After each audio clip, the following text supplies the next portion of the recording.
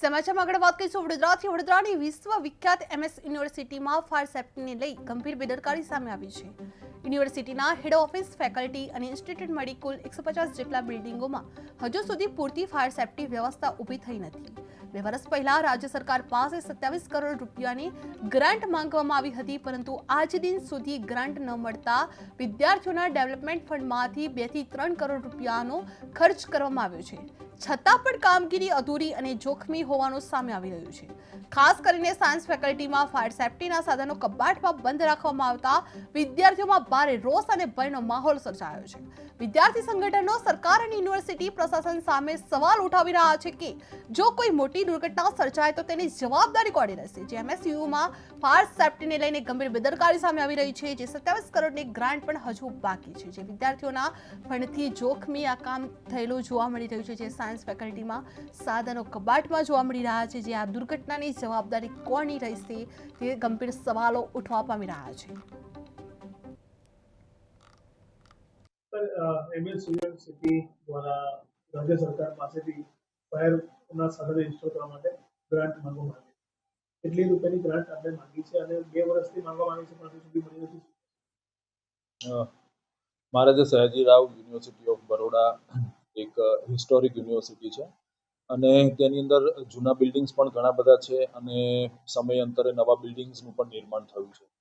તો આ તમામ બિલ્ડિંગ્સને ફાયર સેફટી ઇક્વિપ કરવા માટે થઈ અને આખો એક નવો પ્રોજેક્ટ ઇમ્પ્લિમેન્ટ કરવામાં આવ્યો છે। આ પ્રોજેક્ટ હેરિટેજ બિલ્ડિંગ્સ તેમજ નવા મોડર્ન બિલ્ડિંગ્સને લાગુ થશે। શરૂઆતની અંદર પ્રાયોરિટીમાં જે 1 માળ કે 2 માળથી વધારે ઊંચાઈવાળા બિલ્ડિંગ છે એના માટે થઈને પ્રોજેક્ટ ઇનિશિએટ કરવામાં આવ્યો હતો અને સાથે સાથે જે જૂના હિસ્ટોરિક એન્શિયન્ટ બિલ્ડિંગ અને હેરિટેજ બિલ્ડિંગ કહેવાય છે તેની અંદર પણ ફાયર સેફટી વેલ ઇક્વિપ કરવાનો પ્રોજેક્ટ મૂકવામાં આવ્યો। આ બંને પ્રોજેક્ટ એટલે આખું ઇન્ટિગ્રેટેડ પ્રોજેક્ટ એવું કહેવાય કે કેમ્પસને ફાયર સેફટી ઇક્વિપ કરવા માટેનો જે પ્રોજેક્ટ છે એનો ખર્ચો આશરે 27 કરોડ જેટલો થાય એમ છે અને રાજ્ય સરકાર પાસે આની પ્રપોઝલ ગત વર્ષે મોકલી હતી। ત્યારે 5 પ્રપોઝલ હતી, એની અંદર 4 પ્રપોઝલ એક્સેપ્ટ થઈ ગઈ હતી અને 5મી પ્રપોઝલ હતી તે અડધી એટલે કે 15 કરોડની મૂકવામાં આવી હતી, જેની અંદર હેરિટેજ બિલ્ડિંગ અથવા બીજા બિલ્ડિંગનો સમાવેશ નહોતો અને એ રિવાઇઝ થવા પાત્ર હતી। એટલે સરકારશ્રી તરફથી આશ્વાસન આપવામાં આવ્યું હતું કે આખો જે પ્રોજેક્ટ છે એ તમારો સમગ્ર પ્રોજેક્ટ નેક્સ્ટ બજેટ મીટિંગની અંદર શું કહેશો ફાયર સેફ્ટીને લઈને યુનિવર્સિટીમાં કોનું વલણ જોવા મળી રહ્યું છે? બીજી તરફ સરકારની પણ બેદરકારી છે કે 2 વર્ષથી ગ્રાન્ટ જે છે તે મળી નથી।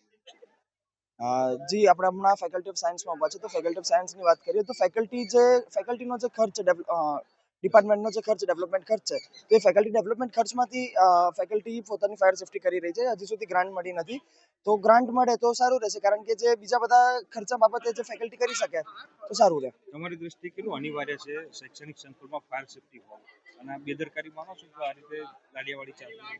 જી, 100% અમે બેદરકારી માનીએ છીએ।